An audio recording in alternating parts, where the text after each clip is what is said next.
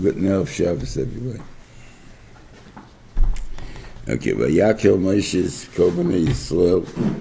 So Rashi says that the purpose of this Parsha is that ain't being based on big day for Shabbos. We have the same thing in Parshas Kisisa. That what does it say over there by Shabbos? Shabbos. So Rashi says over there also that what's the purpose of this, of the Parsha? To tell him in Beis Hamikdash Teicha Shabbos. So the Kash is what he needed twice for. And his thing there, and it's put in one before the Egel and one's after the Egel. So the Shiva already said Ke'enza in other places, but it's the same idea. In Parshas Tasriya, it says Yishakis, what he called, what he comes to this, he says, Liya v'yolda zocha, she has Tumas later, and then that is Milosa is Doicha Shabbos. What happens for Yetzer Doifen, he's not Tomei later, so it's not Doicha Shabbos. What does Tumas later got to do with Doicha Shabbos? So he learned over there, it's also Ke'enza, this, I'll explain after what I mean by Ke'enza, is that if a person realizes he's Tomei, so then I can give you a heter, because you realize that you have a tendency to run with the heter, or find more heter, but you know that's your tendency, so you won't do it. You'll ask me if it fits. But if you think that you know it all, and now that I know this heter, so now I can go and run with it, then I can't give you the heter. That's the point. So if you're not telling me later, so then you think you're tough, so that was the idea. I want to say the same thing here, in Parshas, that the Parsha of Shabbos is the last Parsha before the Egel. And you end up in this thing, and there it's a lumbus over there. I'm using Rashi because the Gemara doesn't seem to say it. But I'm using, the Gemara seems to say, it says, Lodas. And what is Shabbos over there? To teach you what makes you holy. The Rashi says, Lodas is umos. To teach the Goyim what makes me holy. And the Gemara is mashma to teach the Jews what makes me holy.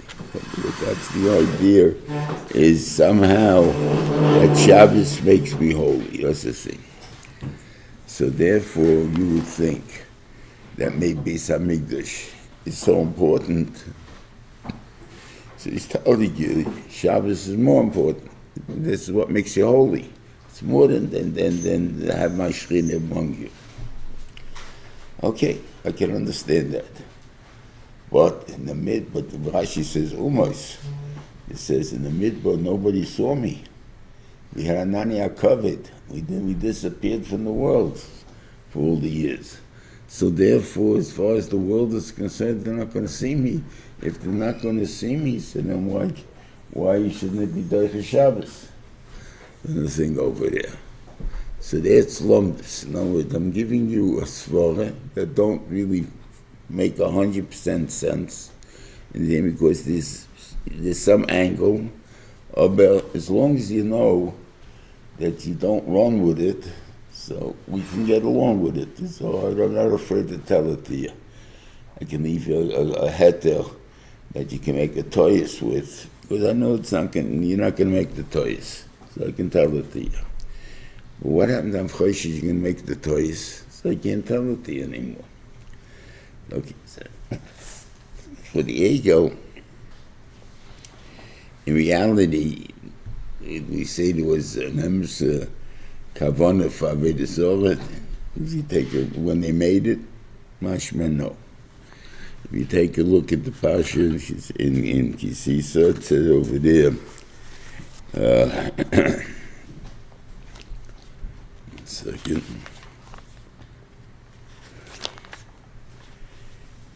The next day. He gave him all the jewelry. Yes, for the jewelry, he made the ego, right? Vayikach miyodam vayetzel ois bacheret vayetzel ego masecha. He made an ego. Vayemru, and he said, Elo ikach Yisrael, asheluchem eretz Mitzrayim, right? This is your God, to God Mitzrayim. Obviously, it couldn't be, because obviously it didn't exist. So, obviously, it's not Avodah Zarah. If we're saying that it's Asmokum HaShrois HaShrina, that's what you're saying. Right? Mitzrayim. Vayarem vayivim Mizbeach Lefonu, vayikram vayimachad Vashem Mocha. That was a delaying tactic. Vayashkim Mochos, vayalu oilos, vayishu shlomim. Doesn't seem to be anything wrong yet. Vayeshiv lechol, vayshosoi. Then vayukum l'tzachik. After they were eating and drinking already, and then is vayukum l'tzachik. So Avodah Zarah first came in after the whole thing. Was the kavanah with the Shem Shemayim. There's a Ralbag in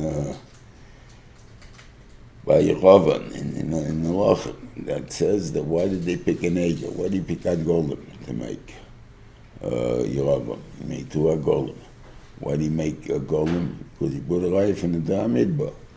But you see, they needed a Makom HaShrois HaShrina. We don't have the Mishkan because the Beis HaMikdash is in Yehuda.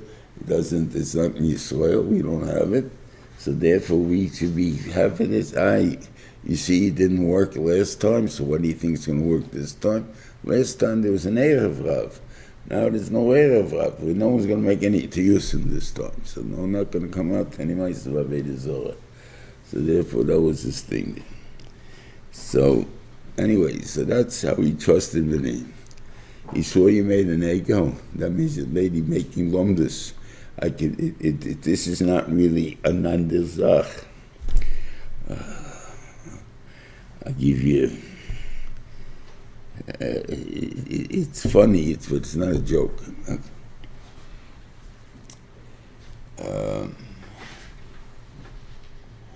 Many years ago, I don't know how many years ago already. It's quite a few years.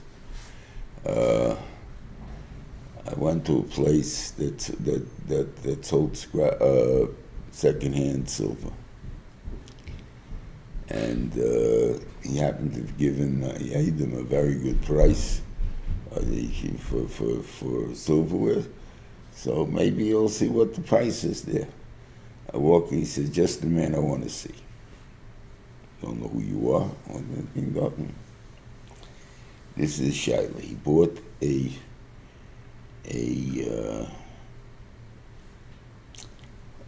but you always see on Goyishi Kavarim, they have like winged, like an angel, if you want to call it, on top of the kever. They put a statue on top of the kever. And he bought it, and he's trying to sell it, and he asked me if it's Avodah Zarah. Okay. He bought it, obviously, he didn't think about it at the time. So, so I said, I don't think so. I would think it's the artist's interpretation of what happens to the soul when the person is buried. It flies up to heaven. So this is the soul. It has nothing to do with a god or anything else. Okay. Then came the guy who made this particular one was a Mormon artist. I don't know what year it was. You can figure out the year it was. But if that was it was after I met him. So I don't know, it was a year after, 2 years of the Olympic Games was held in Salt Lake City. Okay, so now we've got to find out when was the Olympic Games held in Salt Lake City. Okay. It was held in Salt Lake City, and he tried to sell, and they weren't trying to buy up because this was their big artist. They were building a museum for him, for his work, and this is a major piece. So they wanted to buy it. 1980. 1980. 1980. Okay, so how many years ago that is? in 1980. So they wanted to build a museum and stuff like that. They went to their chief. They're not Galochim, I don't know exactly how they have it, but they have a chief that's there. But then their belief is Malachim look like humans. They don't have wings, they don't have this is the thing there. So they said they can't use this piece because it's a false piece. So they told him my Torah didn't accept it. They were trying to buy the piece and they needed some more pieces in there. He was masking to my Torah that it's not really an angel, it was just a depiction of the neshama going out, what do you call it? And I remember he sent me that time a portion, I think it was $9,000, I'm not sure, to give out the thing there, as a portion of the Maisa of the profit that he made on that piece. So he said, obviously these things, I guess, cost money.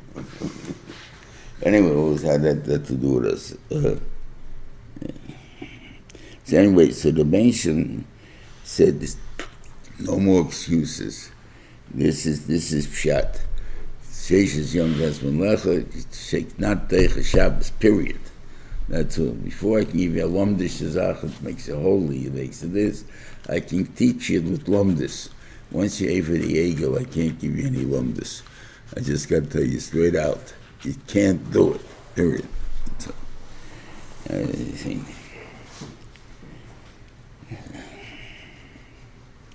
now in the grade is Lisavavish Bechoma Shvisechem, for you know there's a machlekes in the if it's a lav or it's made to split up, that you don't have to do all 49 malachas. It's enough to do one malacha. You know, then the thing is, so that's the machlekes over here. If it's a lav, Eish is a lav. Now why should Eish be a lav? Don't ask me. About the thing doesn't, but the fact that the Torah, it's maybe so important, Eish, more than other things, you know.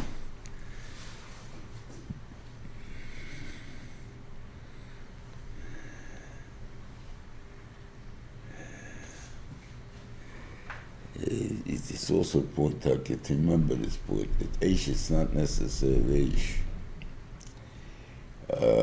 On Shabbos, fire cooks. Fire gives light, right? Is that the issue of fire? No. There's a malacha called cooking. There's nothing to do with making a fire. There's a malacha making a fire in itself. What is a shovel chol nefesh? Making a fire. You know, is cooking a shovel chol nefesh? Maybe and maybe not. It happens that it is because it's matter of farish cooking. But legabi the malacha, that it's a malacha of Voitzoya is a shovel chol nefesh. The shovel chol nefesh. But this thing that's not shovel chol nefesh is not mutter. So there's a difference between cooking and a fire.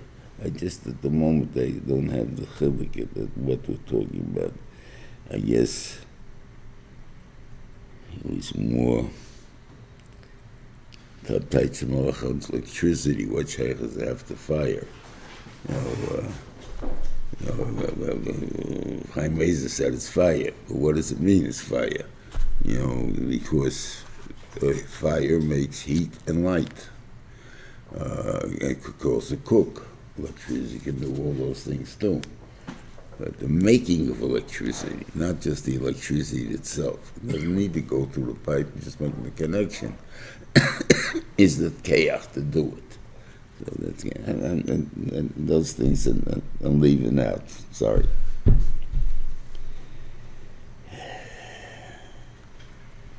Then Moshe tells Kalaras Bnei Yisrael, this is what he should tell, this is the tzivah that he should tell everyone.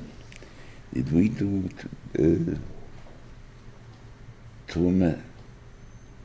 or we skipped Tuma? We did? Yeah, I think I must have mentioned it then. Okay. Anyway, he goes through now. The Tzivu thesis seems to be a repetition of Parshas Tuma. And the repetition is simply because what it's doing is, before was a Tzivu to God to Moshe, and then Moshe to B'Tzalel, and B'Tzalel actually doing it. And this is B'Tzalel doing it. And therefore the order is going to be different. It's going to be, the order here is going to be the way B'Tzalel made it, and over there was the way Moshe gave it over. So the fact that the first thing in Moshe's Tumah is the Aron, and the first thing here is the Adonim, and then the beams, and then the Mishkan God is the first thing, the Mishkan. So what means the building, because you have to have a building to put the pieces in. Now on that there's a kasha. I don't remember the teretz of the Rosh Hashiva, but the idea says really B'Tzalel's argument was really not an argument, right? Because when did they finish building the Mishkan? Chafei Kislev, right? When did it was Hakamas HaMishkan? Rosh Chodesh Nisan. How many months later is that, right? So where was it all the time? It was laying in Moshe's backyard or something like that, or wherever it was laying over there, right? So it was laying there, so anyway it wasn't in a building. So not the Svar of Moshe, not the Svar of B'Tzalel. B'Tzalel's surely wasn't there. In building, maybe you can say that I have to, in the Chivas or whatever the Tzivu is and goes, we're going after the value of what we have to learn out from it. So the Aron is first. But the Svara, they tell me I have to have a building to put the Kelim in. Anyway, we don't have a building to put the Kelim in and stuff like that. So I said, I don't remember the Telt. The Telt, I think, was, it sees that's how you should make it. That's what you need. Whether the Mitzias, the Meshim didn't tell us to do it, so we didn't do it. And that I don't remember the terrorists exactly. Okay, so anyway, he tells them over the same thing, and he got it. The only place you have an S that has top is S HaMishkan. Just of course they say S doesn't have top, Ace has top. And here you find one S that has top, it says HaMishkan. What's the difference? I have no idea. Okay.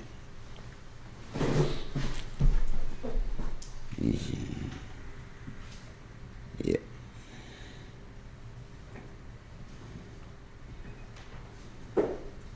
And I think he also says here, Tumal Hashem, and he gets also Nadiv Lev, and he sticks in the union of Nadiv Lev. We'll have to learn what Nadiv Lev is soon, but the condition was the money should be taken from the Nadiv Lev. Okay.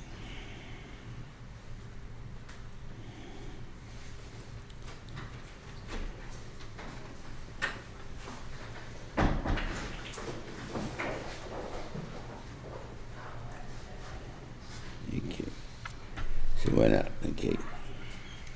Then everyone came to bring it, right? So they brought the things, and everyone again, whoever's in the Divlev, brought all these different gold things and stuff like that, right? And the question was, I assume, when they borrowed the stuff from Mitzrayim to go out of, did they only borrow clothes? I guess not, because where did they get the gold and the other stuff from? So you can say, well, gold, they took jewelry. Okay, so that was also borrowed. But what the Atzi Shitim Ya'akov planted it, so we're not talking about that. We're talking about the Sheish Valgomon and these things, why would you borrow threads? In case of my coat rips, I mean, something like that seems to be they borrowed the raw materials also. They didn't just borrow, what do you call it? To say they had their own, they had fancy clothes like that? I don't think so. I mean, they were fucked avodim there. Even though by the time they went out, they weren't avodim. They didn't unravel the clothes that they got? I'm sorry, I don't know. They didn't unravel the clothes that they got? They got, could be. It says they wove it off the backs of the goats. That's the goat. The argama. Did they use materials? Somehow, I don't think so. You know, that's no geschwacht. I don't know. I can't answer it. But the other things we know, somehow either the Avnei Shoan fell at certain times with the mon, or with the Ben Shlomed. We talk about that there was the Shoma that bleibs Avnei Nes. So it could be the Ben Shlom did certain nisim that made it come up at that time from the ground. Of course, I just somewhere remember from years ago, diamonds. You know, you have all the things that got in the bottom of the earth. You get it's carbon, it's pure carbon, whatever it is, and how it got there and how they made it. But how did he get to the top to find them? So he was thrown out by tornadoes. And the tornadoes would throw them up to the top of the earth, and then you can find them and things there. So obviously the Ben Shalom makes in the normal thing that there's ways of doing it. Gold also, the gold rush, if you remember, and who's guys, sawmill, whatever, the Sudders mill, or the Sudders. Nobody here remembers? Sudders, okay. Somebody went to elementary school there also, and had English, okay. And they went to Sudders mill in California. They found it in the streams. They didn't go mining yet. Mining was afterwards. So you got to say the same thing like with diamonds. There's for a while you find things, like those were thrown out with your volcanoes. But what makes a mine? You know, all of a sudden I dig down and I find ore that's really this. It's mixed up. It hasn't yet become purified. It's not the thing there. So that's when I'm finished with what I found on top. So I go downstairs to find the same thing goes with the diamonds. You find more diamonds or things in the ground. But that you need a mine. What he said, but the way how did the Benishim make it come up? The first stones, they get thrown out naturally from the earth. So it could be they were thrown out naturally. These stones, not necessarily coming down from heaven. I mean, there's stuff like that. Because always every shaylit, it believes the Evan shall nest, and it wouldn't be an Evan. I don't know if you call it a diamond. Like you have manufactured diamonds, and you have regular diamonds, right? A regular diamond is the God made the carbon, right? And stuff like that. And what do you do by thing? You made it the lab. But the same idea.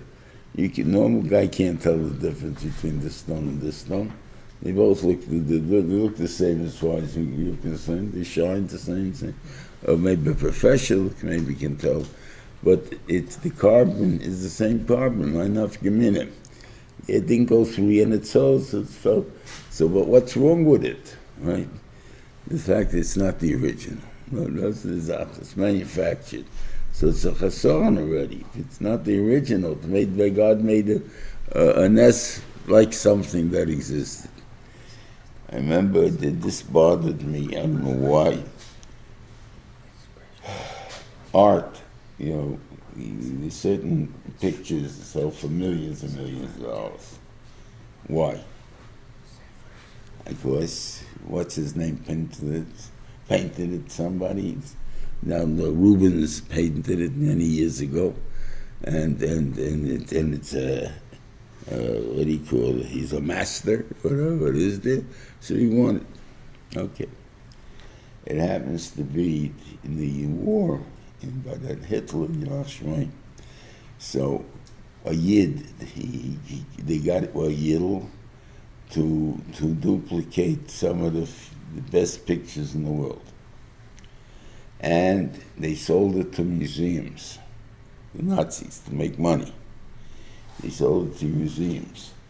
And it's Adayim, there's certain pictures in certain museums that are still false to this guy's picture, not the original.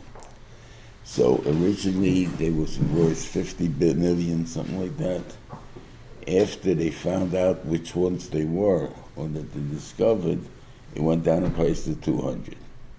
What I didn't understand is if it's the same beauty as Yenim, why didn't it cost the same? It's not as old as Yenim. Okay, so $1 million. Why 200? Now it's a nice print, whatever you say. But obviously his work was good enough to fool experts. The whole thing.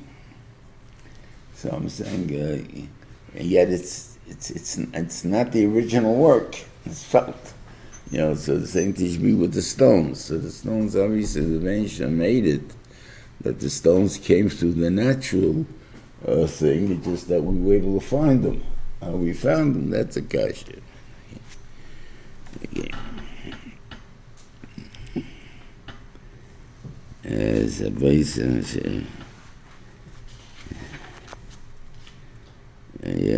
yeah. So they brought all these things. They were not Davel Hashem. Now, in Parshas, they give you cheshbonos how much money was actually donated and stuff. And it came out that approximately, without counting the women and stuff and all that, because then comes much less, a person was expected to donate 25 sloim to the Avodas HaMishkan.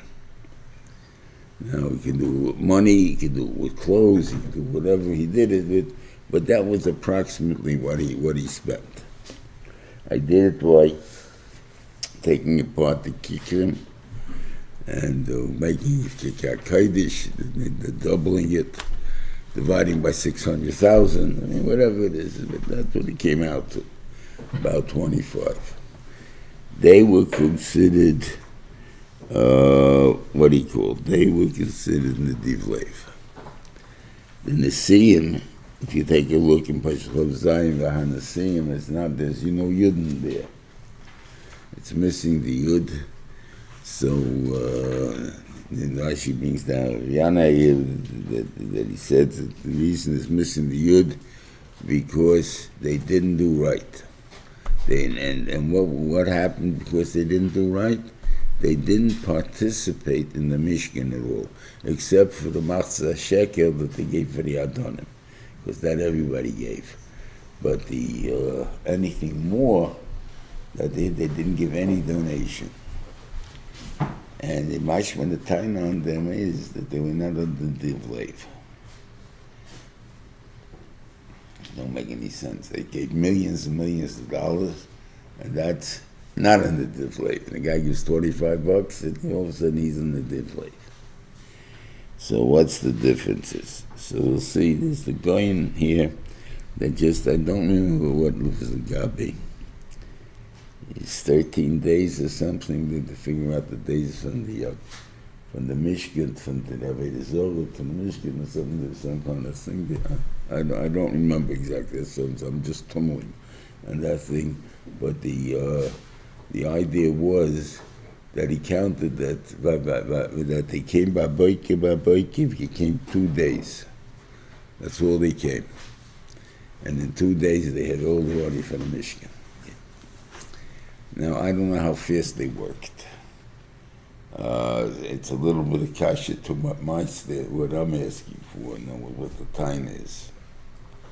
I don't know. It's basically a guy in the yeshiva, an executive director, comes to give you. What he says is like a donation. Right? Okay. What do you need? I need a check. Oh, I mean, a key cup, right? Just give me a check. Okay, I give him a check. That's what the executive director likes. Is the guy who gave the check in the divlay? Probably not. Because that's the easiest, to the ones who have money, the easiest thing to give is money. So therefore it doesn't prove anything. I mean, the thing goes. But they give it. Say it good, right? The executive director definitely loves this guy, right? He'll even love a guy better if they wouldn't see him. Which what did the Nasiim do? They seem to have gone over to Bezalel or Liov, and they said to, you're asking for Klal Yisrael to bring you all of this. You need a lot of stuff. Tell you what, you collect whatever you can get from them. Whatever you're missing, you come to us. We'll give you a blank check for it, and you got, or here's a blank check. Fill it out when you need it's missing, whatever it is. And nothing was missing.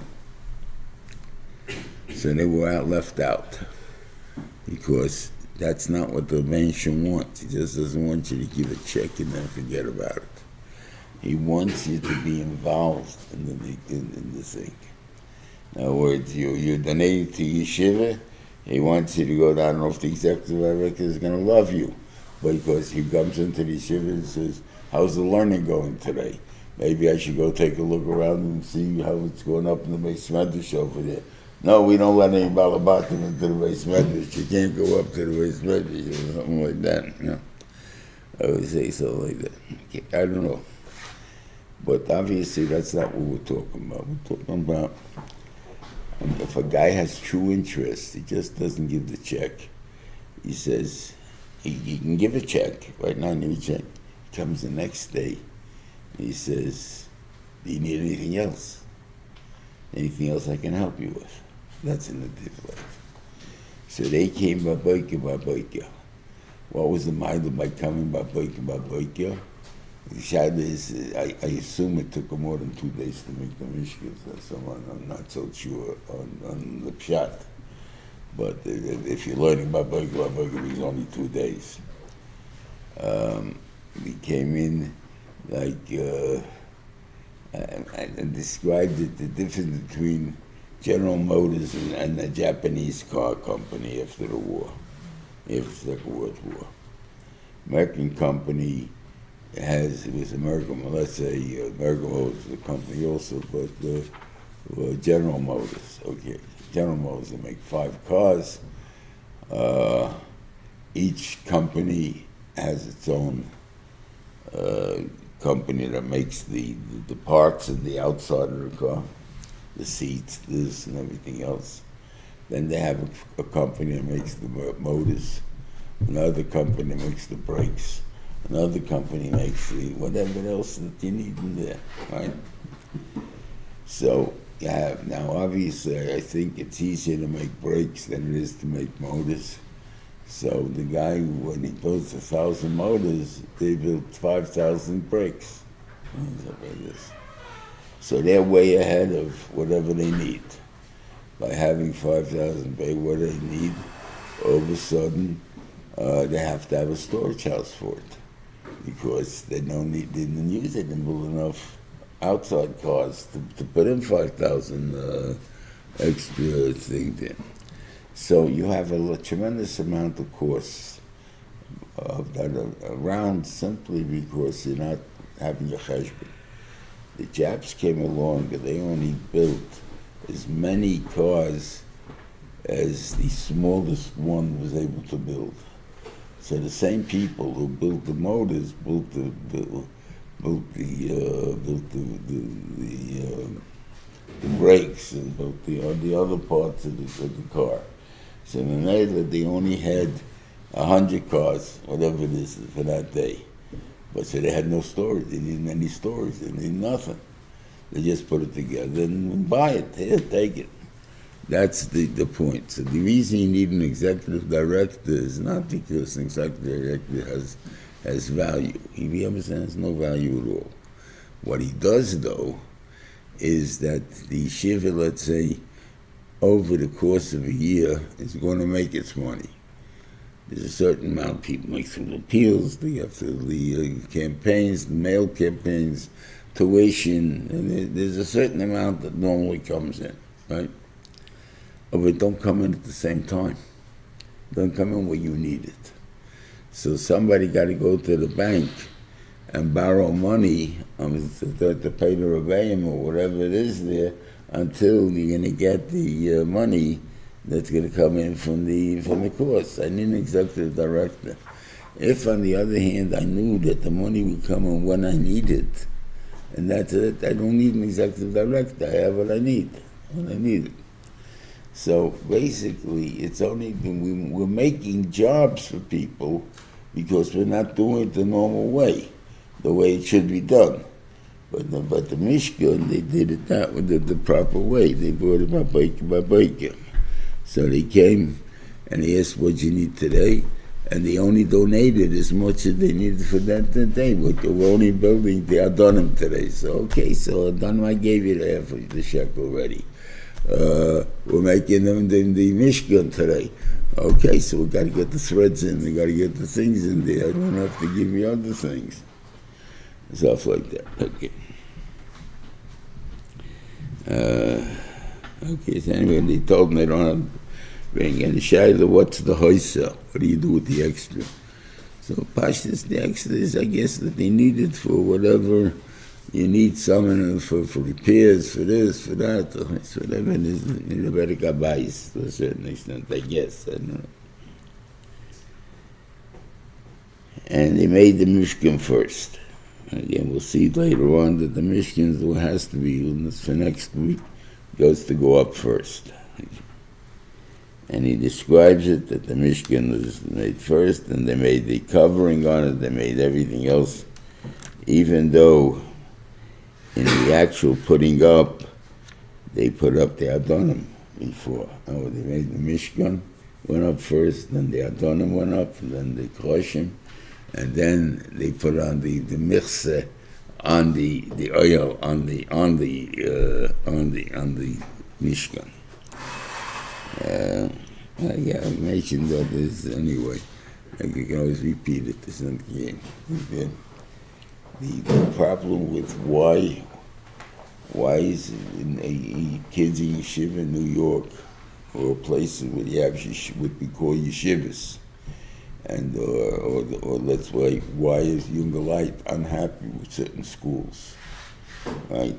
They take younger light because they want the kids to be Talmidei Chachamim, so therefore they want their kids to get into a good mesifta, a good thing there. So when they're starting off the kids, they want the kid to ready, by the time he gets to the 8th grade, should be learning all tastes. Or should be learning tastes at least. So at least in the 9th grade, he can learn all tastes. Right? How do you get there? So the first thing you have to have is the goal. Now, what our problem is, we want our kids to know in the 9th grade all tastes, learn all tastes. To get to do all tastes in the 9th grade, we have to learn Mishnayos at the 4th grade. And you have to learn Gemara at the 5th grade, Rashi at the 6th grade, to start a tastes on the 7th grade. And by the 8th grade, we can a lot of tastes and whatever it is and stuff like that. So therefore, that's how I'm going to get to it. So how come not everybody gets to the Madrega? Because when we look at the kids, and you say, you can teach these kids little tastes, and they're not paying attention to anything you say and stuff like that, it's enough you teach them a couple of psukim in Chumash in the 5th grade, 6th grade, 7th grade. Maybe they'll learn Mishnayos by the time it's the 8th grade. So it's not a point of what he called. The reason they develop that way is because they're building towards the kid, and they don't have too much confidence in him. But if you go with going to building to a plan, So then you have a curriculum you set up. We have to get to that madrega by this and this time, and you have to figure out how to get there. Okay. So, okay. Now, in the mice of Itzalo, it seems Itzalo, the Ben Shem, put Chochmah into him. He's a 13-year-old kid. The reason that he's the one that's building the Mishkan is because he comes from Chur. Now, why didn't Uri build it? I can't answer that. I don't know. But he comes from Chur, who was Moise Nefesh for the ego, and he died on it. He's the one that's going to build the Mishkan. His descendants are going to build the Mishkan. And that's Betzalel. Now, Betzalel, what does he know about engraving and these things and stuff like that? He never went to school, never went to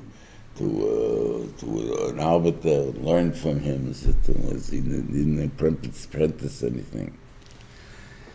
So basically he shouldn't know. So the Ben Shem put it into his head.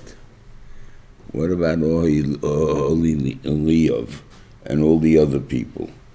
It says that they were all the people who knew how to do it. They came. And the Ben Shem gave them, I guess, the Esther Chochmah for whatever they needed, the little bit of Shinuyim that they're going to make, that now they don't understand how to do it. But they didn't come raw as Betzalel. They came as knowing something. He says, "L'hoiris nosam beliba Yehuva levan chesam matidon mili Yosef chochma slave." Okay, that he said also maybe.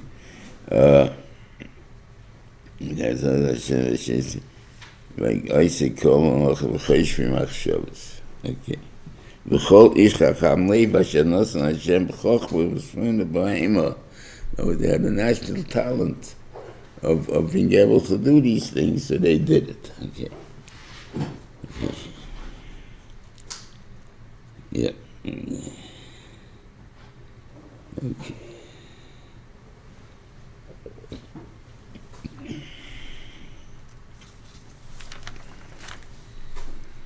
Made the Kdashim, made the Danim.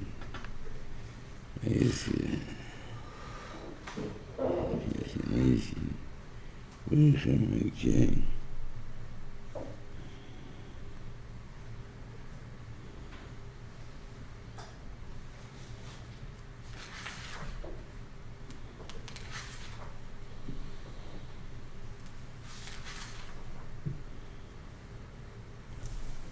Okay, then he goes through the whole, what do you call it?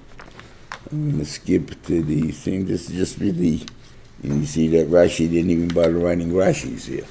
So, like, you don't. But anyway, we go to one Rashi that's very important. What's maybe not important, but it doesn't seem to make sense. Vayasas Hakiyo, the Chaishis, Viskanetz Posik Ches, and the Parshas Lamet Ches. Okay, he made the kiyum out of copper. There's kanin chayshes from where? The maris had tzeves that should serve a pesach made from the woman from the mirrors that the woman who hung out around the Mishkan donated. Now, why would they donate these things? I mean, there's the only copper they had, maybe. Okay, could be. I can't answer that. I assume copper they had more than they said. They had Shivim. The Shivim kicked them, so I gave, they didn't notice. So it was easier to donate copper than it was gold and silver. So, but whatever it was, okay. But it says, Rashi says a funny thing. Ma'asat Tzeves, Bnei Yisrael had these mirrors, which what was the point of a mirror? To make them look attractive. Attractive wood for the husbands, which is basically to procreate, and you need a tithe to the husband. So they pressed it and they made it something. Somebody didn't like it. He didn't want them. He said, Ben Shem told him, this is I love more than anything else. I want you to take this. But it's the sake, and now he's going to tell you the Rashi. Now I'm going to read you the Rashi. It says, what was his, this is Mon Choshev to me and everything. Amalei HaKadosh Baruch Hu, Kabel, Ki Eilu Chavivim Alai Min HaKol. These are the most Choshevs to me. She'al Yedeyem Emidu HaNoshim Tzivei Schabis B'Mitzrayim. Because through these mirrors we have children that come out of Mitzrayim. That's that he created Mitzrayim. Yishoyu Ba'aleim he gave when the husbands were tired about Avodas Perach, right? If I'm Avodas Perach, Hoyu Holchus Malichas Lehem Meichel they began to feed them. Now again, the women also had Avodas Perach. They weren't free. They did this Avodas Perach also. Yet, with all their doing Avodas Perach, they still went and caught the fish. Whatever this Rashi brings down. Machila Saisam, that doesn't say how they did, but it was, they used to get the water, and the water would have fish in it, the Venetian made, and they cooked it, and they had the fish soup, and they had it, okay. And that's how they gave it to them. And after they ate, they brought them food and drink. They gave it to them to eat. And then they took out the mirrors. And every woman showed the husband, herself, and him in the mirror. Right? And she tried to convince him with words, with what Loima saying, Ani noimimcha, I'm prettier than you are. Right? Right? And therefore they were able to build the mishpachas and the stuff there. That don't sound like the way that will work. This is the way Rashi describes it, it's a good fight coming up. I mean, who's more pretty, me or you, right? So I'm saying, so he starts saying, yeah, the reason because you're sitting around doing nothing, I have to look like a horse. That's why I'm tired and look like this and stuff like that. Well, you're looking like that because you got nothing better to do than go around and think that you'll have a big fight right away. And you think, how's that talking about? So obviously that's not the way they talked. What they said is this. We brought the food, we ate, they're dressed up. He looks like he's in dungarees, all verschmutzt and everything and stuff like that. He's not interested in building a family, not because he has no ties. He's a human being like anybody else. Oh, but I'm tired. I don't have any incentive, machmas klar Yisrael. Go out and get yourself, let's go build a mishpacha. Why should I build a mishpacha for you? What's our kids going to do? They're being avodim and it's Chaim. Who cares if our kids are born then? But they shouldn't be born. Who cares? Something like that. So she takes out the mirror and she shows him. She says, look at us. I'm all dressed up. You're looking like a slob. Tells them the way it is, right? Why are you that way? Because you're down. You have to think there. Why am I the way I am? I have hopes. I have hopes that if we have a family and this Mashiach is going to come one of these days and we're all going out. And therefore we have to have our kids ready, we have to have kids, we have to have this thing. And even though you think you can't do it, if I can do it, you can do it. So therefore, she was mechazik him that he should do it. Now when you tell me that you're challenging me to do a job, all of a sudden I'll get up and take a shower, I'm ready. Okay, let's go build a family. Okay, that's why the nation wanted this more than anything else. So the ikir is that the chizuk the woman gave the men. It's not just, it wasn't just that they mishadlos v'tvom for taiva for the thing that they convinced them to that there's a purpose in life, that there's a tachlis in life, there's a nina b'isnem b'yisol l'shem l'seferes. It's not just the point of having kids because we didn't use birth control.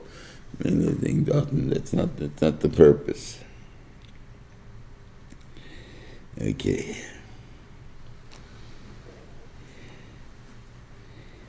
And then it tells you, after that they made the chutzah, which 100 by 50, and then it was the Mishkan, and it doesn't mention here, I think it's the year again, at the end of Parshas Pekudei, probably, that the union of the Mishkan, I think we may have said it last week too. I'm not sure. That was in, some you had the little pegs, and some had weights in it. When you, normally if you look in the drapes in your own house, you'll find that there are weights on the bottom of the drapes. They hold the drape straight. In other words, it weighs down over there, and therefore it hangs straight, and then over time it loses its creases and stuff like that, and it looks very nice. There's also another way, like you have a tent. What do? You put a peg into the ground, right? That the side of the tent shouldn't fly away. The same thing.